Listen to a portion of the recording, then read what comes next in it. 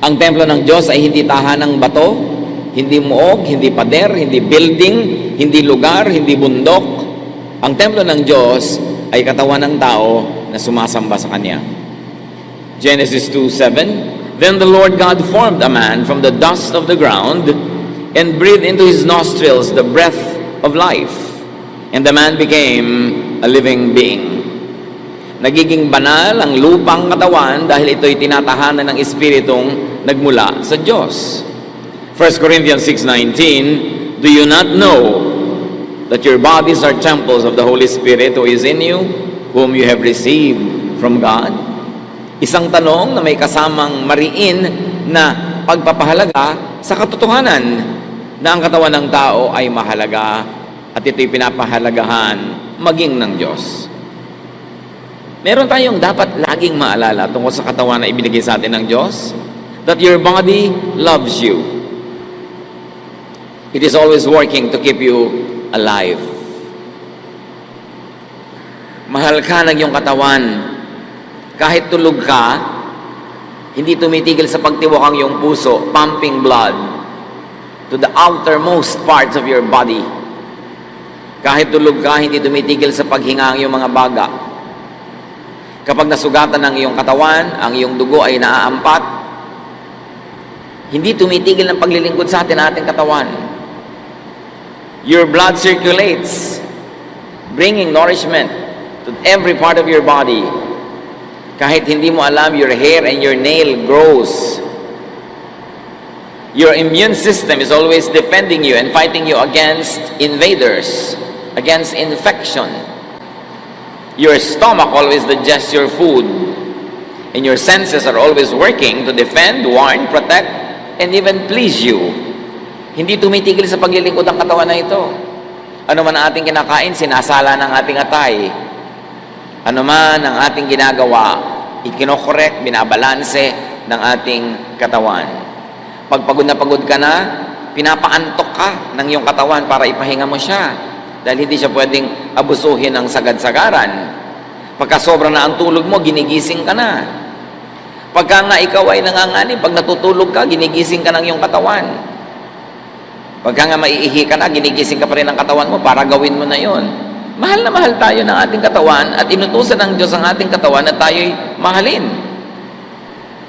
At inutusan din ang katawan na mahalin ang isa't isang bahagi nito. Galing yun sa may likha. 1 Corinthians 12:24-26, although it has a spiritual value, but first of all, it has a physical value. God has put the body together. Its parts should have equal concern for each other. If one part suffers, every part suffers with it. If one part is honored, every part rejoices with it. Nagtutulungan, at sabi nga sa kasabihan ng matatanda, ang sakit ng kalingkingan, ramdam ng buong katawan. Nagtutulong-tulungan ng bahagi ng ating mga katawan para mabigyan tayo ng napakagandang serbisyo. Kaya pagkakakain ka na, ang halos lahat ng dugo ng iyong katawan pumupunta sa iyong digestive system para tunawin ang iyong pagkain. Kaya ka inaantok pagkakain kasi nababawasan ng blood supply ang iyong brain, nagpupunta kasi sa stomach. Nagtutulungan sila, nagbibigayan, at ito ay kalooban ng Diyos. Kaya naman napakahalaga na pag tayo nagpapagamot, especially in this day and age of specialization, dapat tinitingnan mo yung buong katawan, may nag-aalaga ng buong katawan. Kasi kung minsan, nagpapagamot ka lang sa isang espesyalista, halimbawa sa puso, o espesyalista sa balakang, o espesyalista sa buto, pagka hindi mo binantayan, baka mapabayaan yung atay mo, at siya ang magdala ng lahat ng gamot na ikinakarga doon ng specialist, kasi nga kanya-kanyang espesyalisasyon. Pero dapat merong general practice para maalagaan ang bawat bahagi ng katawan na hindi pinapagaling mo yung isang bahagi ang nagdurusa yung kabila. One of the bad side effects of specialization, pagka hindi naging mapag-ingat ang tumitingin sa atin. Ephesians 4:16, again another physical reading of an otherwise also a very spiritual reading. Under His control, all the different parts of the body fit together, and the whole body is held together by every joint with which it is provided. So when each separate part works as it should, the whole body grows and builds itself up through love. Of course, it can also refer to the church as a body of believers. But first and foremost, it has a physical meaning na pag nagtutulungan ang bawat bahagi ng katawan, ang katawan sa kabuuan ang nakikinabang. Kaya hindi ka dapat magpasarap sa dila mo na kain ka ng masarap na maalat, tapos nagkakaroon ka ng mga bato, nagkakasakit ka at nahihirapan yung iyong atay. Pinapasarap mo lang ang iyong bibig, ang iyong panlasa, kakakain ng sobrang tamis, nagdurusa naman ang dugo mo, tumataas ang blood sugar, nagkakaroon ka ng diabetes. Dapat nagtutulungan ang bawat bahagi ng katawan at hindi kinukonsente lang o pinapasarap yung isa lamang at the expense of other parts. Your body heals and restores itself. Wala kang kamalay-malay, yung sugat mo gumagaling. Your body speaks to you about survival, health, and wellness concerns. Kaya may mga balat tayo na sensitive sa lamig o init, binibigyan tayo ng warning, mag-jacket ka, o magpaypay ka, o maligo ka, kasi nahihirapan ang iyong katawan sa extreme temperatures. Napaka-importante na nakikinig tayo sa ating katawan. Pag sobra tayong napapagod, nagpapahiwatig ang katawan, nanlalata, nanlalambot, inaantok tayo, kasi kailangan niya magpahinga. Your body loves you. So love your body back. Keep it alive and healthy. Ang pag-iingat, pag-aalaga sa katawan ay isang uri ng mataas na pagsamba sa Diyos. Dahil kung mahal mo ang Diyos, mamahalin mo ang ibinigay niya. Pag minamahal mo ang ibinigay niya, minamahal mo ang nagbigay. At iyon ay isang uri ng pasalamat, papuri, pagsamba. Keep your body clean.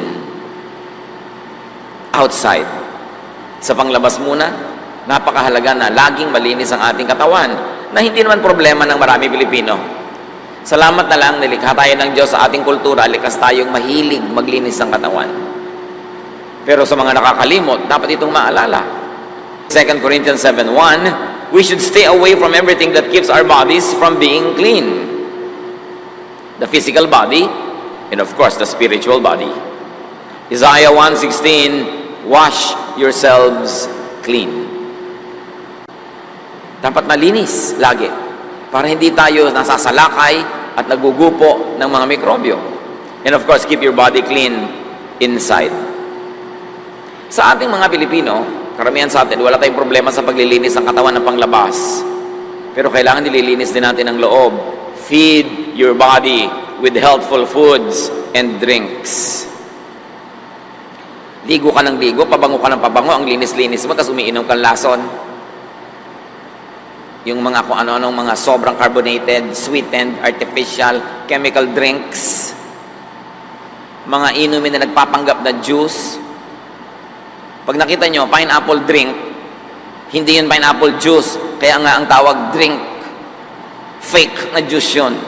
Baka may isang patak na juice at may pakulay, may artificial flavoring, maraming sugar, inom ka ng inom, pinaparumi mo ang loob ng iyong katawan. Inom ka ng inom ng mga sobrang daming asukal, daming kulay, minsan jobos na yata ng sapatos ang nakalagay sa tosino. Kailangan pinag-iingatan yung mga artificial na yan. Every unhealthful matter that enters your body has to be filtered, processed, eliminated, or endured by your body. Pag naglagay ka ng masamang timpla sa loob ng iyong katawan, nasarapan kumisan ang iyong lalamunan, pero hirap na hirap yung mga laman loob mo para salain, linisin yun, itapon yung mga dumi, o kaya kung hindi niya maitapon, na hirap yung katawan mo sa pagdurusa at pagtitiis, para lang kumisan masyahan ang ating bibig. Gaano katigas ang mga ulo ng pinipigil kumain ng sobrang alat at bagoong, tapos yung parin at yun ang kinakain na para walang naririnig na turo. Pagkatapos, masakit ang ulo, nahihilo, masakit ang katawan, tumitibok ang puso, naaatake sa puso, pero ayaw tumigil, kakakain ng pinagbabawal. Pagka dapat hindi nakikinig sa payo, pag nagkasakit, hayaan manigas. Dahil matigas ang ulo, pinahihirapan ang katawan. Bakit dapat laging pagbigyan ng bibig? Napasukan lamang at masarap lamang hanggang bibig, pero pag lumampas na sa lalamunan ang maling pagkain, laso na sa iyong katawan. Daniel 1:8. But Daniel resolved not to defile himself with the royal food and wine. Sila Daniel ay mga panauhin ng hari ng Babylon sa kanyang palasyo. Pinapakain ng mga pagkain ng hari, pero minabuti niyang wag kasi iniisip niya at alam niya at naniniwala siyang makasasama sa kanyang katawan. Kaya tinanggihan niya ang ganung uri ng pagkain. Si Timothy, lagi nilang siraan tiyan. Ang payo sa kanya ni Paul, 1 Timothy 5:23, stop drinking only water. Take a little wine to help your stomach trouble and other illnesses you always have. So sabi, puro tubig lang ang iniinom mo, hindi naman laging malinis. May mga impeksyon, may mga butete, may mga itlog ng lamok. So, tumigil ka muna ng kainom niyan at uminom ka ng bahagyang alak na may alcohol content that can disinfect your body.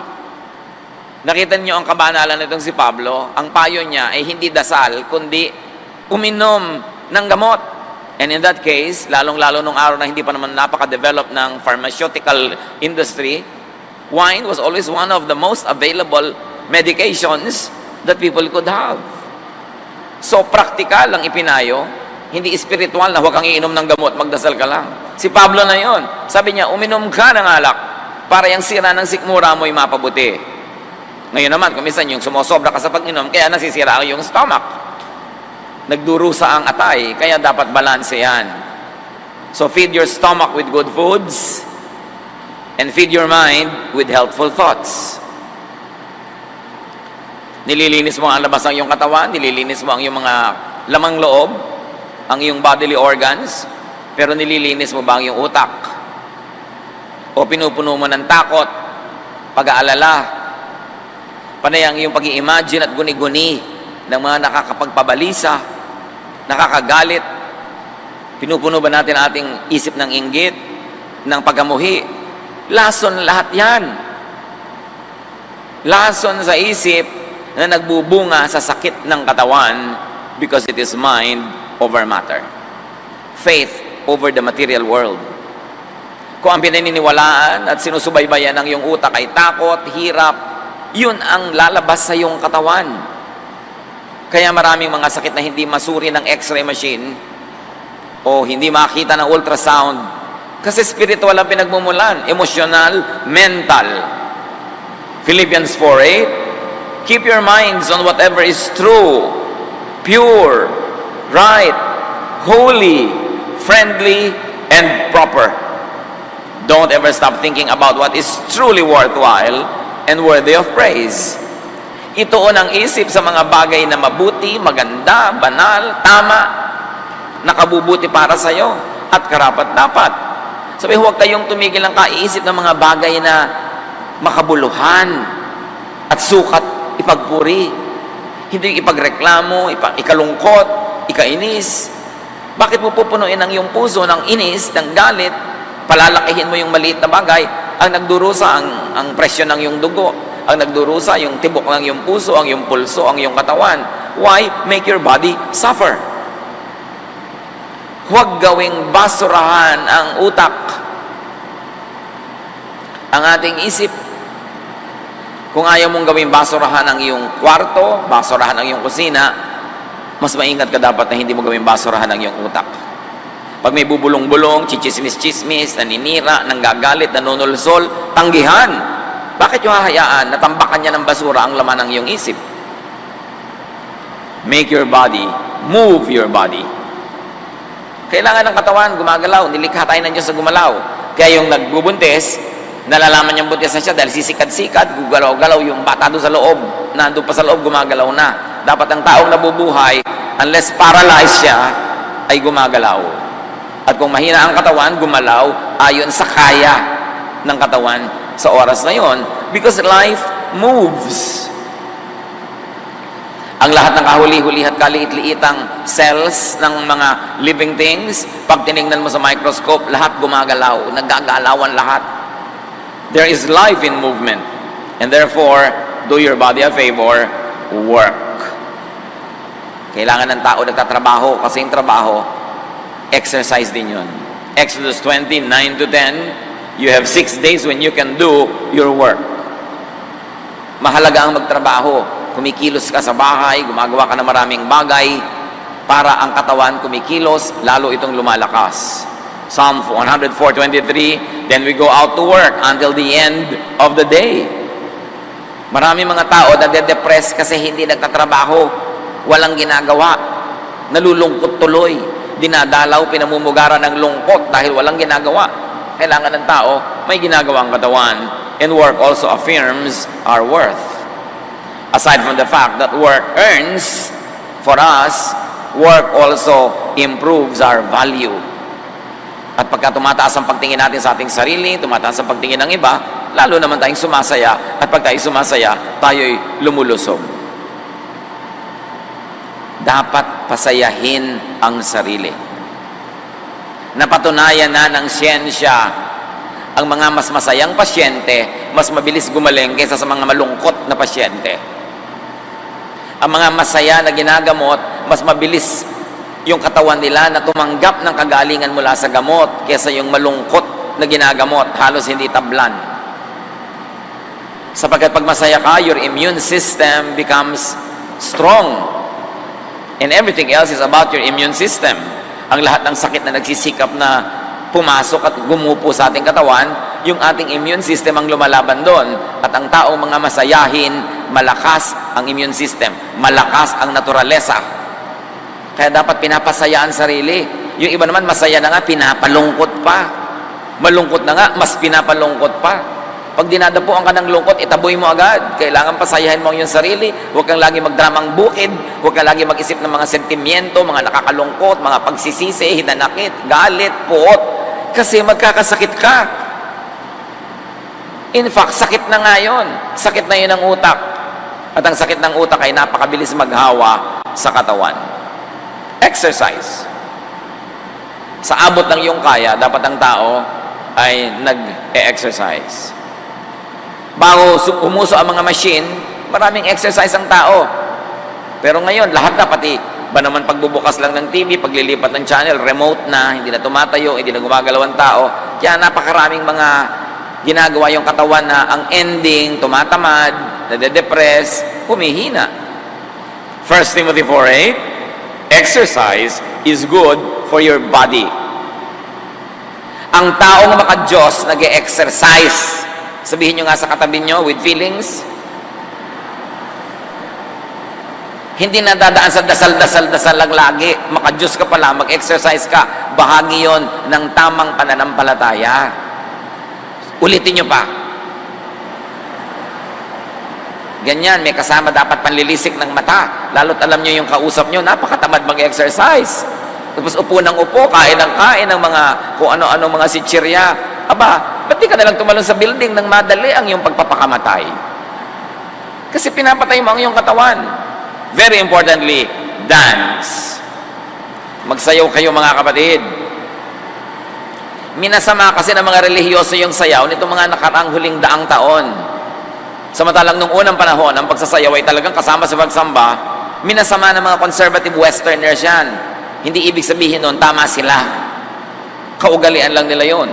Ecclesiastes 3:1-3, everything on earth has its own time and its own season. There is time for dancing. Bahagi yun ng isang maka-Diyos na buhay. Kasi ang katawan natin, binigyan ng Diyos ng rhythm. Nakakarinig ka lang nga ng tugtog, napapaganon yung katawan mo dahil sumusunod, nilikha. Ang bata, hindi mo tuturo ang sumayaw. Pag nakarinig ng tugtog, sasayaw. Tapos maraming mga relihiyoso ngayon, bawal sumayaw. Bawal umindak, bawal umugoy-ugoy na ganon. Para sa kanila, pag banal ka, dapat bato ka. Imbento lang nila yon, hindi yun galing sa Diyos. Galing lang yon sa kanilang conservative backgrounds, and they're passing it on as spirituality and godliness. No, version lang nila ng spirituality yon, at huwag kayong pabulag sa ganong mga ideya. Do not demonize dance. Katulad ng do not demonize rest, enjoyment, pleasure.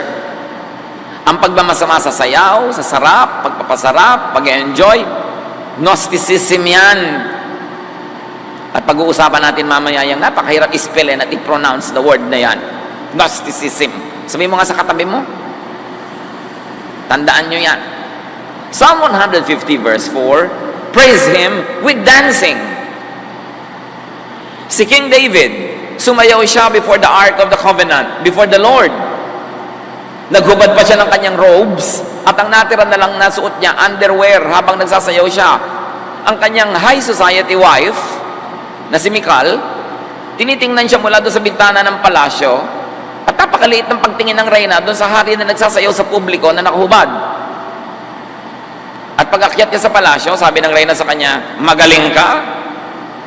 Sasayaw-sayaw ka ba nakahubad sa harap ng maraming tao?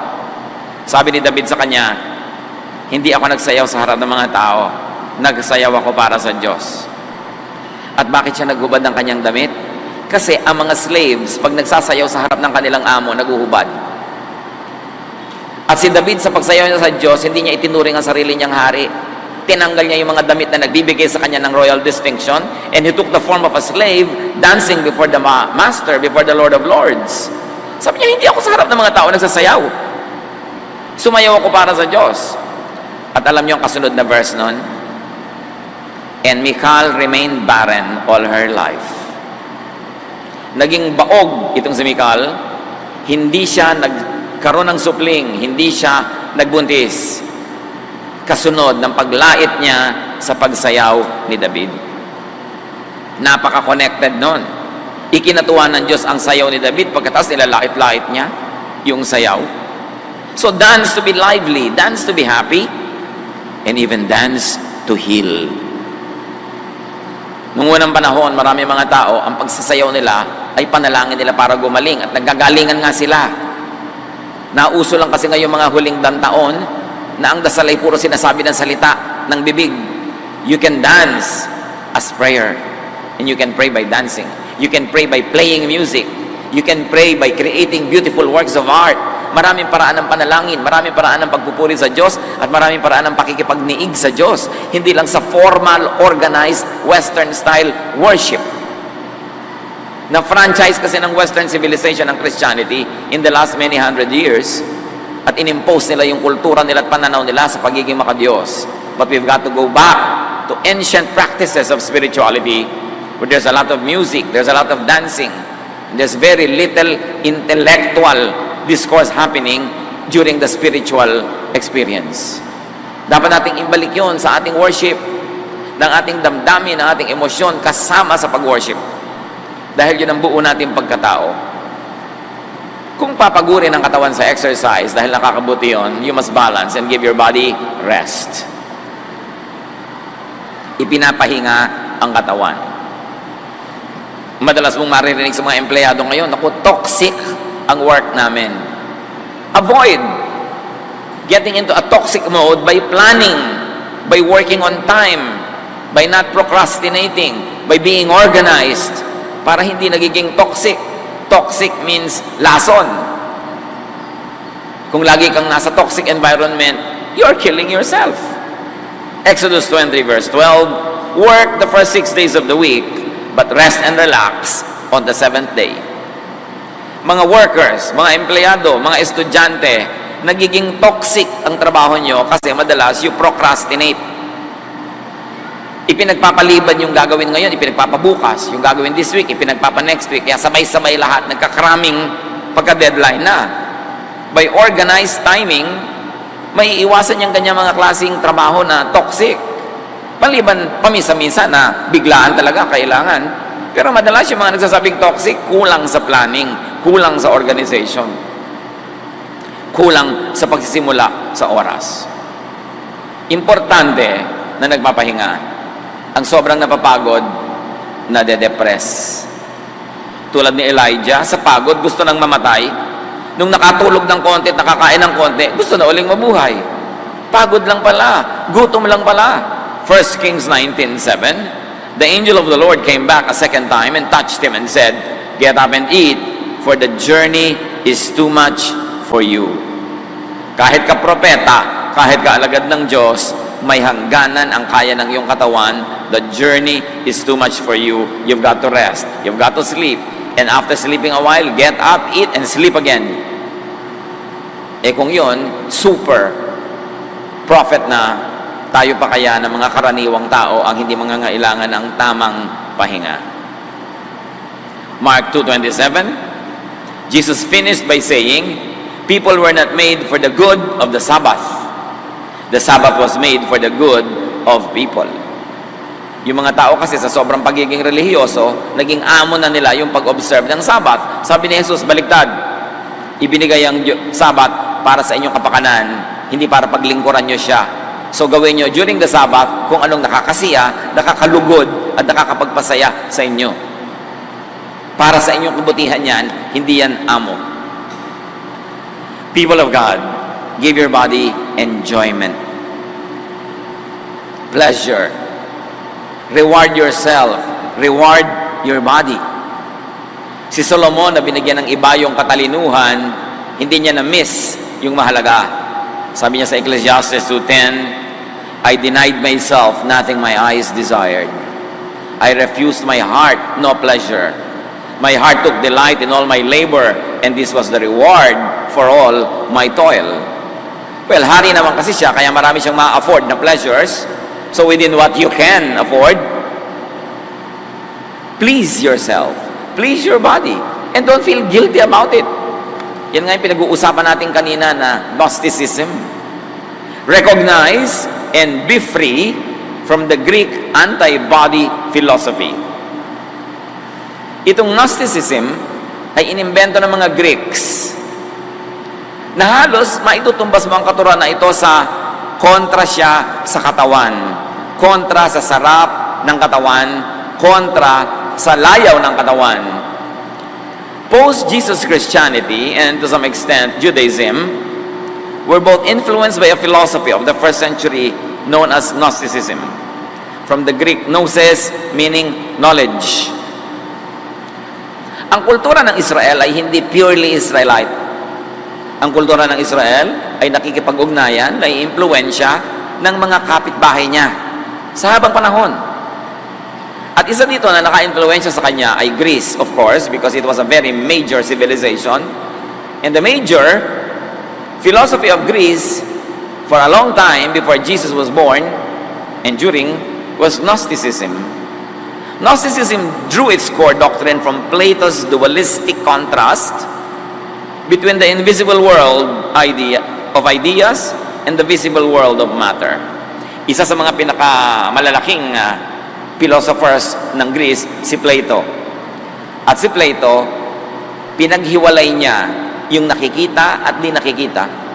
Pinaghiwalay niya yung mundo ng mga ideya, diwa, mga hindi nakikita, sa mundo ng katawan, ng lupa, ng bato, mga nakikita. So sa kanya, dalawa ang mundo, the invisible and the visible, the spiritual and the physical. And Plato's dualism created in Gnosticism a doctrine that equated matter with evil and spirit with good. Platonic idea yon, hindi yun Jesus idea. Sa paghihiwalay ni Plato ng mga katotohanan na nakikita at di nakikita, physical at non-physical or spiritual, minasama niya ang physical at minabuti niya yung spiritual. Kay Plato, lahat ng nahihipo, nakikita, nasusukat, may timbang, nayayakap, natatapakan, nasasandalan, lahat ng bagay na material ay masama. At sa kanya, ang mabuti lang ay yung mga bagay na nandun sa daigdig ng isipin, ng ideya, nandun ang espiritu. Pero ideya yun ni Plato, hindi yun ideya ng Diyos. Kaya lang yung ideya na yun naka-impluensya maging sa kultura ng Israel, kaya ito'y pumasok maging sa mga kaugalian ng Israel hanggang sa Israel na inabutan ng Panginoong Jesus. And out of this equation, that spirit is good, matter is bad, came two opposite modes of conduct. Asceticism, the suppression of bodily passions because of their connection with evil matter. So isa yan. Dahil dalawa ang katotohanan, spiritual at material, mabuti at masama, nagkaroon tuloy ng isang uri ng pananalig, yung isa asceticism, pagsupil, pagpipigil, pagpatay, pagtanggi sa lahat ng gusto ng lupang katawan. At yun ay itinuturing na kabanalan. Galing yun kay Plato, hindi sa Diyos. Linawin nyo yun. And there's another set of beliefs and worldview, libertinism, or sensualism. And what is that? The indulgence of bodily passions because of the transience and consequent unimportance of matter. So, kung sa isang banda, merong asceticism, ayaw ng lahat ng sarap ng katawan dahil masama, yung kabaliktaran naman sa kabilang dulo, sensualism. Dahil sa kanila, hindi naman ganun kahalaga ang matter, ang katawan, at ito'y mawawala rin, at pag nawala ito'y tapos na ang buhay, dapat samantalahin mo na habang nabubuhay ka, lasapin mo na lahat ang lalasapin, gawin mo na lahat ang gagawin, lahat ng sarap, angkinin mo na. Yun yung kabilang extreme. At nagbanggaan ng dalawang ideya na ito, dalawang uri ng pananaw, at dalawang grupo ng mga tagasunod ng pananaw na ito. Ito ay malaki ang impluensya sa spiritualidad ng Israel, kaya hindi naman lahat. Pero may mga nagturo at may mga kaugalian sa Israel na binasama ang anumang masarap sa katawan at ginaglamorize ang anumang mahirap. At nagbunga ito sa 2,000 years of Christian history later ng monasticism. Asceticism din yun, yung ayaw kumain, puro ayuno, bawal ang tugtog, bawal sumayaw, bawal masarapan, bawal sumaya, pinaparusahan ng katawan, hinahampas, nilalatigo, nagsusuot ng may mga pantusok na mga sinturon sa kanilang mga binti at hita para sumakit lagi ito. Lagi nilang sinusuppress ang feeling, minamasama nila ang sexual desire, minamasama ang desire for food, lahat ng masarap, lahat ng mabuti sa katawan, evil. Asceticism yun.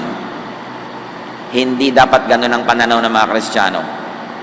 Pero hanggang ngayon, akala ng mga Kristiyano, ang kabanalan ay huwag kumain ng masarap, huwag mag-enjoy sa buhay, huwag tumugtog, huwag mag-party, huwag makilahok, kundi magdusa, magtiis, mag-ayuno, magtimpi, at itanggi ang tunay na darama. Kaya sabi ni Jesus, you hypocrites, ayaw niyong tanggapin ang tunay na darama nyo dahil iniisip nyo masama yun. Of course, hindi rin mabuti yung kabilang extreme na sensualism, na puro na lang layaw ang inatupag, kahit pa nga gumagawa na ng masama, nagnanakaw na ng layaw, nagnanakaw na ng mga ipang tutusto sa layaw, kabilang masama naman yun. So dapat ang tao may balance. Sabi ni Solomon, a godly man will avoid all extremes. Kahit extremist na asceticism, extremist na sensualism, hindi yun mainam. And this Platonic dualism seeped into certain forms of Judaism and consequently Christianity even today. Kaya ngayon may matatawag ang conservative, super conservative Christians, bawal sumaya. Galing yon sa Greek asceticism, galing yon sa Greek Gnosticism, hindi yun galing sa Diyos, hindi yun galing kay Jesus. You better set the record straight. Kahit yung mga unang Kristiyano, may mga ascetic ang style. May mga subscribe sa Gnosticism because the Gentile church was under the influence of the Greek civilization.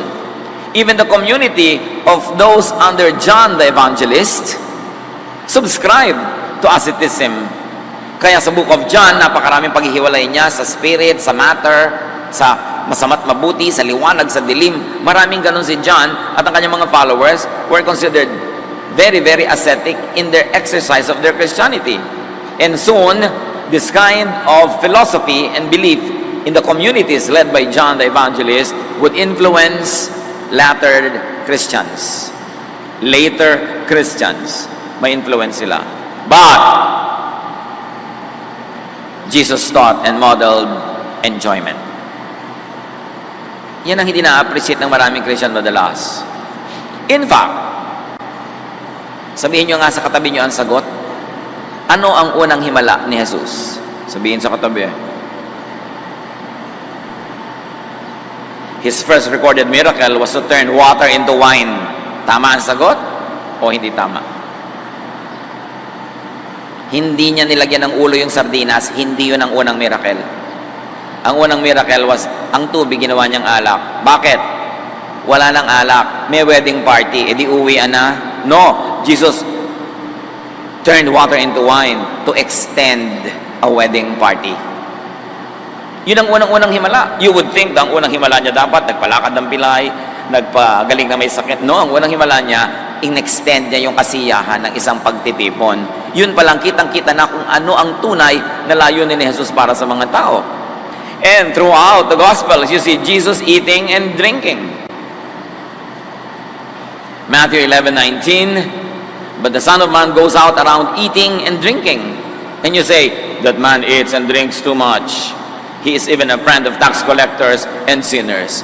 That is the Jesus, our Savior, the Son of God, the King of Kings, the Lord of Lords, the Teacher of Teachers. He went around eating and drinking.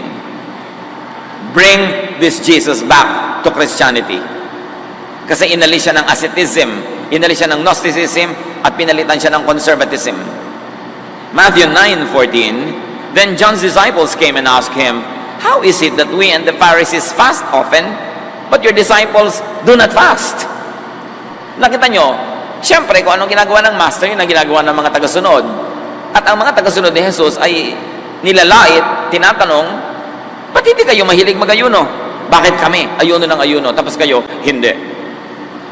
Then later on, Christians would glorify fasting too much. May gumagaya pa kay Jesus ng 40 days. Hindi naman niya sinabing gayahin siya. At yun lamang ang recorded fast ni Jesus. A very important fast, which happened only because he was in the wilderness and there was nothing to eat. Hindi naman siya nagpasyang magpa-fast ako ng 40 days. Dinala kasi siya ng Espiritu sa ilang at doon siya ay sinubok.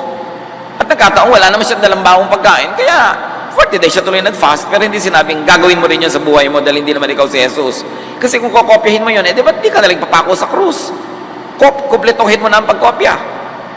Meron tayong kinokopya kay Jesus, sinasabi ng ating utak. Pero meron hindi, pangkanya lang yun. Ministry niya yun, hindi natin ministry. And Jesus is known to rest and to sleep. Kaya nga kahit na may bagyo na at windang-windang na yung kanilang sasakyang pangdagat doon sa gitna ng bagyo, tulog pa rin siya. Mark 4:38, Jesus was in the stern, sleeping on a cushion. The disciples woke him up and said, Teacher, don't you care if we drown?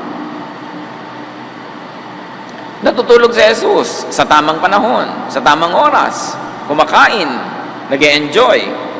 Ang kauna-unahan niyang public miracle was at a party, a wedding party. The first miracle was to turn water into wine. Do you know that Jesus, or there's another type of Jesus in your mind, na isinaksak doon ng religion, inimbento ng religion, pero hindi yun ang tunay na Jesus of the Gospels. Bring Jesusness back to Christianity. Jesus na nagpapalaya, Jesus na masarap kasama, Jesus na gustong mag-enjoy ka sa buhay, at Jesus na gusto ikay maging mabuti, matuwid, gumawa ng mabuti sa kapwa, at hindi mo ninanakaw sa kapwa ang iyong kaligayahan, pero magpakaligaya ka. Mahalin ang katawan. Nakita natin si Jesus, inalagaan din niya ang kanyang katawan. Fill your lungs with clean air.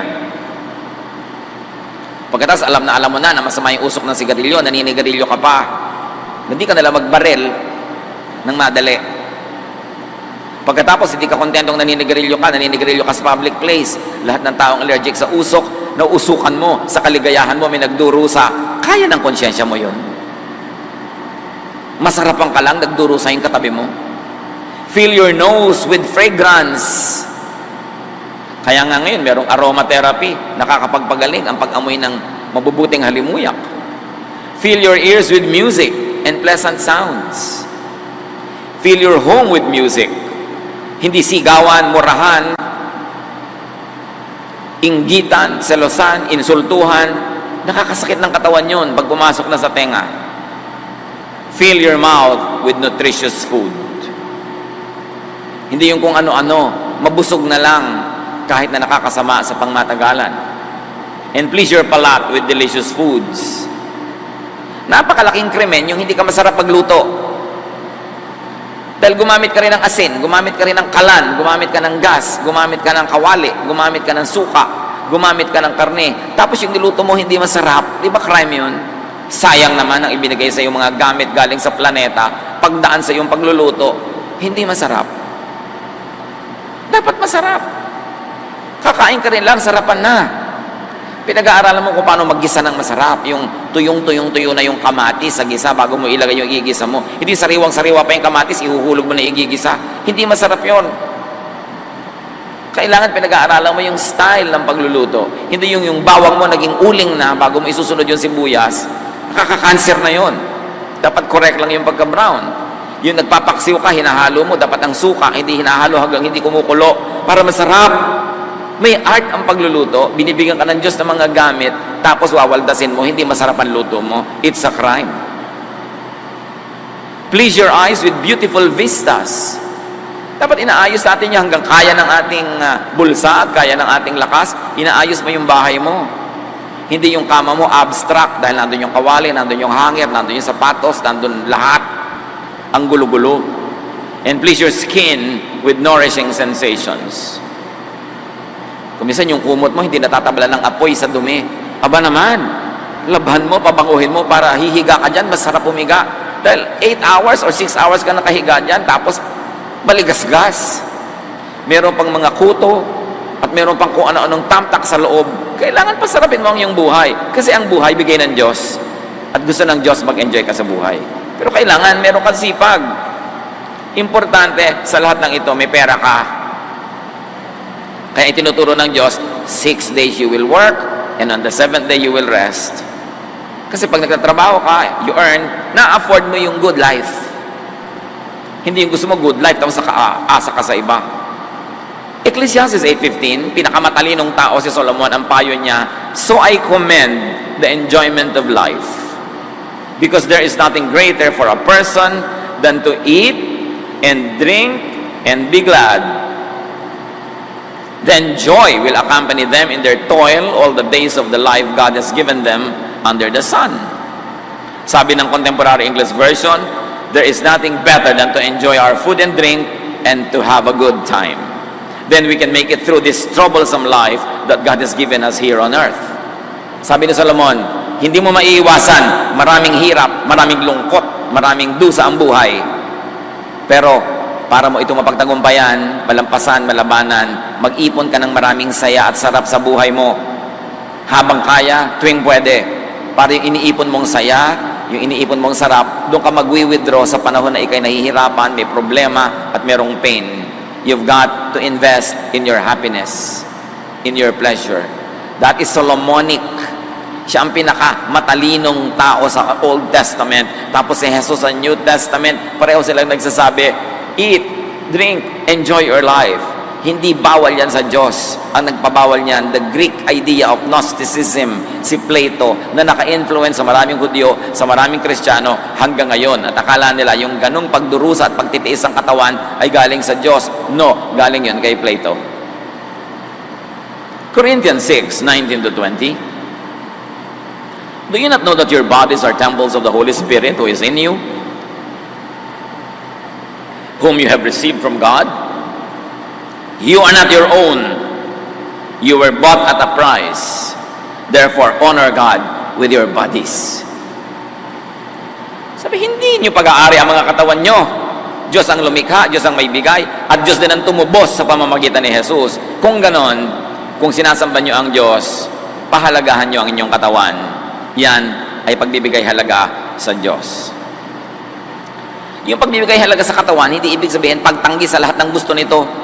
Pagtitiis. No, pagtanggi lang doon sa masama, sa nakakasama, at sa inaagaw at ninanakaw pa sa iba. Pero on all other innocent pleasures, enjoy your life. Because life is a gift from God. It is to be enjoyed. It is not to be problematized. Do not squander your health for wealth. Then later squander your wealth for health. Ano yung mga tongue twister na yan?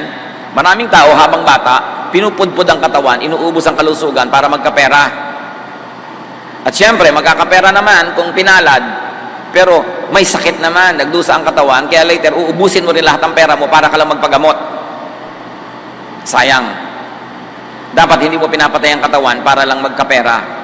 Magkapera ka, pero sa tama at balansing paraan, hindi yung sobrang pagtitiis, pagdurusa. Napakaraming mga halimbawa, mga nagtatrabaho sa ibang bansa, ang tagal-tagal nandun, pagkatapos kakasakit. Pag uwi dito, may sakit na, hindi na ma-enjoy ang inipon. Kasi araw-araw, kinakain delata, nagtitipid, para maipadala lahat sa Pilipinas. Hindi na nakakakain ng sariwang gulay, sariwang prutas, puro delata. may bunga yon sa katawan. Kaya dapat huwag kang sobrang magtipid. Mag-enjoy ka rin, magtipid ka ng konti, mag-enjoy ka ng konti, sabay. Hindi puro, saka na ako mag-enjoy, puro pagtitipid. Nakakatiyak ka ba, nakahaba ang iyong buhay para magkaroon ka ng oras mag-enjoy? Hindi naman tayo nakakatiyak kung gaano kahaba ang buhay, kaya dapat everyday may konting bakasyon ka, may konting treat to yourself, para kung namatay ka bukas, wala kang pagsisihan. Every week mo konting bakasyon ka, may konting enjoyment, para kung next week di ka na umabot, wala ka din pagsisisihan. Every month may konting bakasyon ka, may konting fun, hindi yung puro hirap ng ilang taon tapos ilalagay mo lahat yung enjoyment mo sa dulo. Kung wala ka na doon sa dulo, dilugi ka. Kaya mahalaga, nag-enjoy, nagtatrabaho, 6 days you work, on the 7th day you enjoy, you rest, and then you work, and then you rest. Hindi 10 years of work at saka nila magbabakasyon. Walang ganun. Hindi yun mabuti para sa ating katawan. Do not poison your body with unhealthful foods and drinks. At magdahan-dahan sa pag-inom ng mga gamot, lalo yung nabibili over the counter. Konting sakit ng ulo, gamot. Konting sakit ng bewang, gamot. Hindi mo alam ang mga side effects niyan. Kung makakayanan mong ipahinga na lang, itulog yan, ikain ng masarap para mawala. Pero lagi na lang gamot, gamot, gamot. Siyempre, gusto naman ng pharmaceutical industry yan. Pagkatapos mamaya, may mga side effect pala, tinutubuan ka na ng payong sa likod na ayaw naman bumuka. Mabuti sana kung bumubuka yung payong. So kung ano na nangyari sa'yo, dahil ang konting sakit ng ulo, puro gamot, gamot, gamot. Meron naman mga doktor, walang gano'n kundi reseta, reseta, reseta. Siyempre, dahil pag reseta sila ng reseta, natutuwa sa kanilang drug company. Ingat ka rin ang ingat, hindi lahat ng dire-reseta, lulun ka ng lulun. Suriin mo rin, mag-aral ka. At kung may natural na paraan ng paggaling, lalong mabuti yon. Hindi yung may side effect. Do not weaken your body with lack of movement and exercise. At mga kapatid, I like to end with this. Kahit anong gawin mo, 90%, darating at darating ang panahon magkakasakit ka, magkakaroon ng pain, kailangan handa ka doon. Magtrabaho, kumita, mag-ipon, bumili ng matino at reliable na health insurance, hospitalization insurance, para kung magkasakit ka, may pampagamot ka naman. Hindi yung ang napakasakit sa lahat yung bulsa ang nasaktan dahil hirap na hirap ka. Pinapayuhan ka pa ng 3 araw sa ospital, gusto mo nang lumabas kasi wala ka ibayad. Hindi naman surprise Hindi pa ba nangyari sa mga lolo natin yan, sa mga magulang natin, nagkakasakit sila at wala silang paghahanda? Tapos iaasa mo sa iba ang iyong pagpapagaling, halos ipalimos mo ang iyong pagpapagamot, o kaya kung wala, magdusa ka mahirapan. Gusto niyo ba mangyari sa mga sarili niyo yun? Meron ba kayong preparation for times of sickness? Are you covered with health insurance? O kung hindi, meron ba kayong malaking savings? Huwag namang mangyari kahit kanino, pero meron nagkakaroon ng cancer. Dapat naman may pambili ka man lang ng morphine para kung mamamatay ka man lang, namatay kang nakangiti kesa nakasimangot. Pagka hindi na talaga magamot ang sakit, pain management is important and it is costly. Kailangan, meron kang inihahanda na kung sakasakali, huwag naman, at napuan ka ng ganito, may pambili ka man lang ng pampamanhid ng sakit. Kung hindi ka man mapagaling nun, mabawasan ang kirot. Hindi surprise ang mga ganyan sa buhay. We are surrounded by so many people who suffer this kind of situation. Prepare. Kailangan may itinatanim ka para meron kang aanihin. Pag may isinuksok, may mabubunot. Sabi ng matatanda, pag may tiyaga, may nilaga. Spare your body from pain, but prepare for possible pain. Earn, save, have a coverage. And one more thing. You could be surrounded by people who are suffering. Maring asawa mo, nanay mo, kapatid mo, anak mo, kapitbahay, kaibigan, ay may dinaramdam, may sakit. Be sensitive. Be kind. And be helpful to those in comfort, in discomfort rather, to those in pain.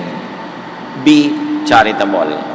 Kung dadalaw kayo sa ospital, imbes kung ano-anong bulaklak na kuminsan, nakakahika pa, ang daladala, mga prutas na bantay lang naman na kumakain, at kung ano-ano pa, pagdadalaw kayo, at meron din lang kayo kahit konting pera, dumaan muna kayo doon sa kahera, itanong nyo, magkano na ang bill ni patient number ganon, sa ganong bed, sa ganong room, at kung kaya nyong bayaran lahat, bayaran nyo, kalahati, 1/4, bayaran nyo, pagpasok nyo sa inyong dinadalaw, daladala nyo yung resibo, o eto ang pasalubong ko sa iyo, binayaran ko na yung outstanding bill mo dyan, kahit konti man lang, napakasarap na tulong. Kasi ang taong may sakit at walang pera ay talagang umaasa na lang sa kawang gawa at sa pag-ibig ng kapwa. So tulungan natin ating kapwa. You might be surrounded by people who are in pain. Sacrifice a little bit. May party ka, ang budget mo 100,000, pero may kamag-anak kang merong sakit. O gawin mo na lang 70,000 yung party mo, ibigay mo sa kanya yung 30. Mano ba naman yon? Bawasan mo na lang yung mga ribbon ng damit mo dahil ang dami naman. So pwedeng konti na lang, i-donate mo naman sa may kailangan. Napaka-importante mga kapatid. Dahil sa pakikiramay natin sa pagdurusa ng iba, minsan din natin alam, naliligtas pala tayo sa ganung mga pagdurusa rin.